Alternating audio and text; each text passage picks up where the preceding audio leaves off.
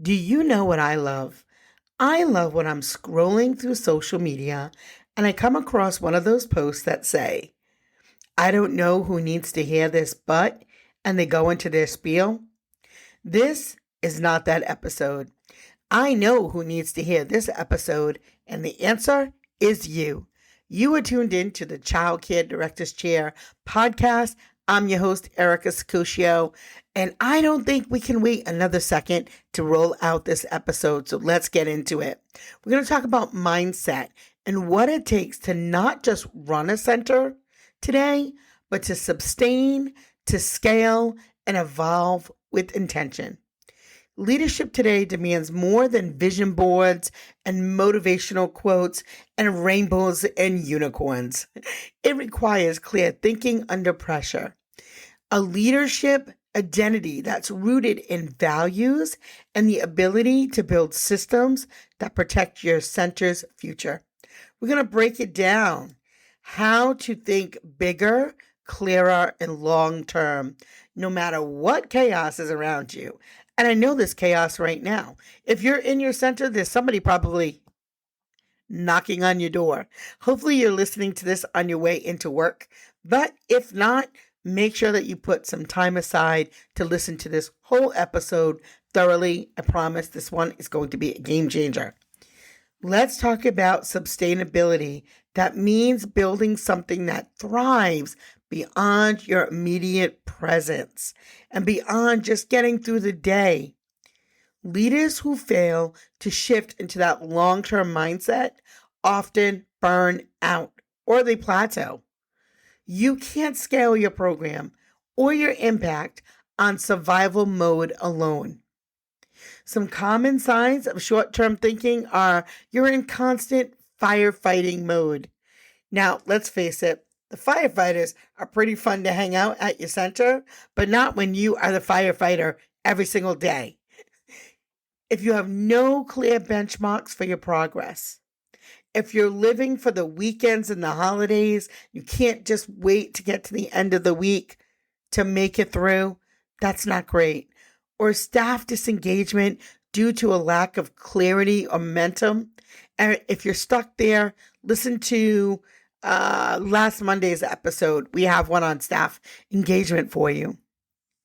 Advanced layers of additions. Sustainability doesn't mean doing more. It means doing what matters most consistently. If you're stuck in daily operations and exhausted every Friday, ask yourself, what systems am I missing? What system am I missing that can carry this weight for me? Real sustainability in leadership means this. You've built a center that doesn't depend on you or your burnout to survive. Your leadership role gets quieter over time, not louder.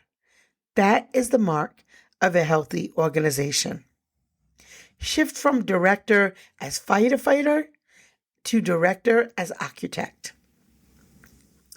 Firefighters feel urgent, but an architect, they leave legacy.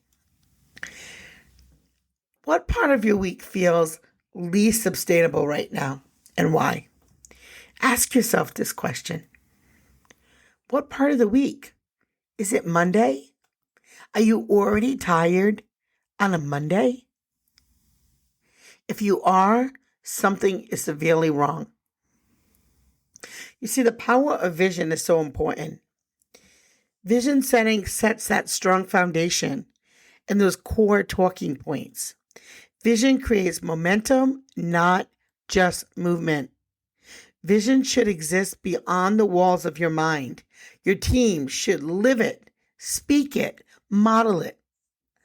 A strong vision anchors decision making.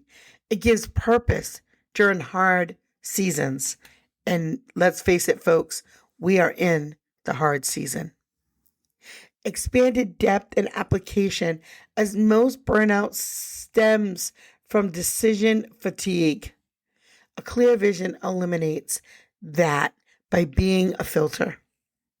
When a problem arises, ask yourself, does this solution support or subtract from your vision? And when a new opportunity pops up, ask yourself, did this align with who we're becoming? If the answer is no, then it's not an opportunity for you.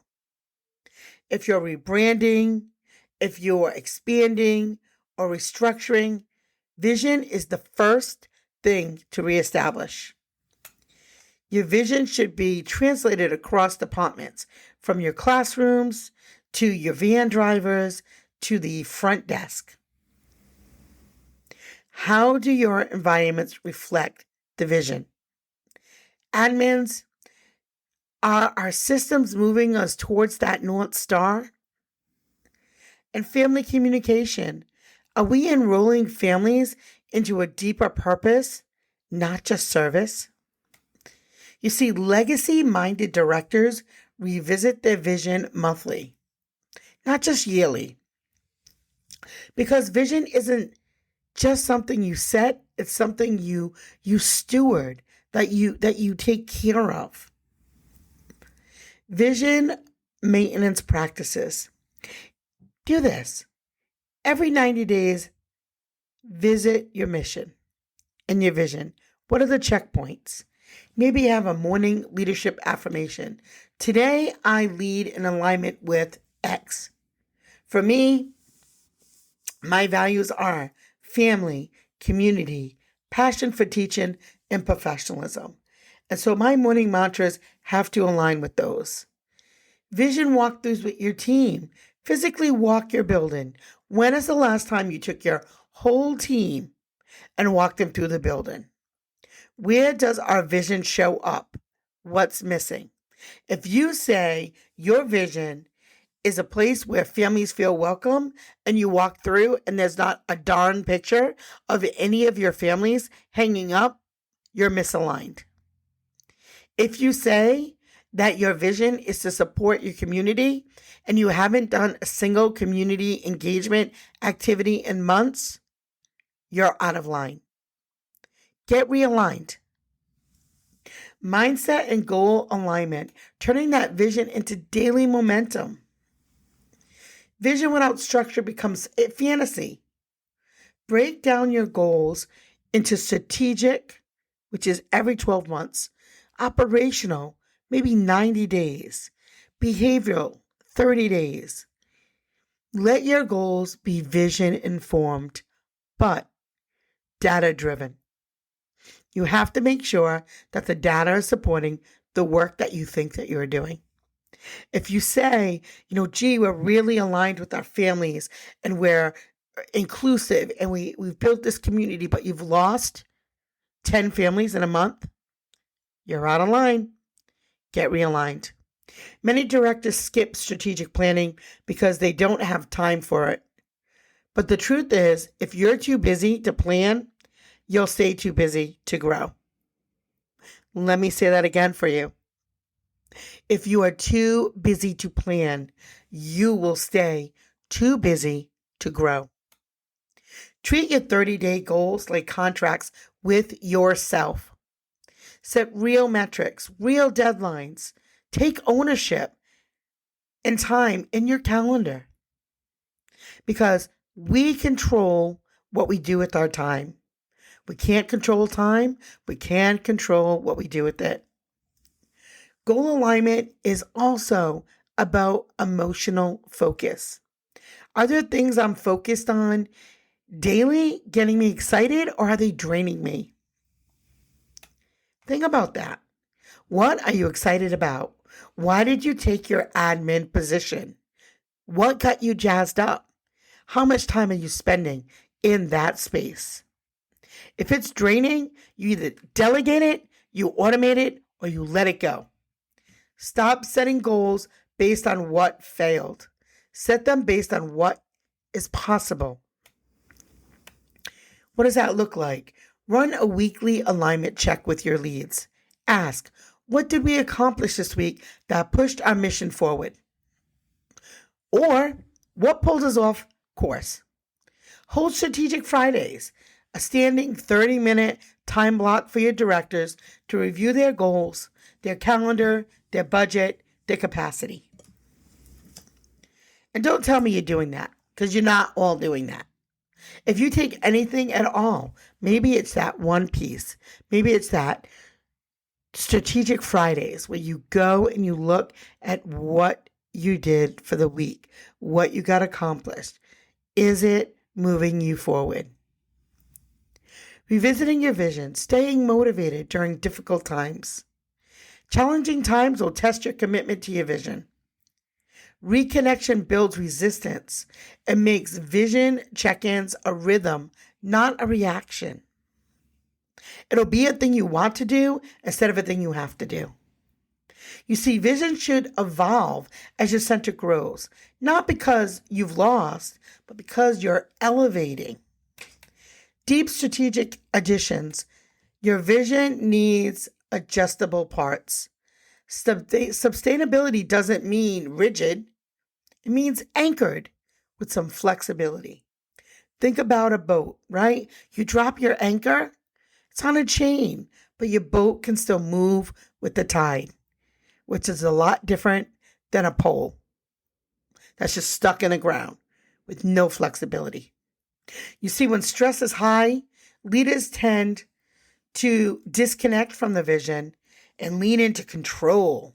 That's when that micromanaging shows up. Instead, zoom out to your why.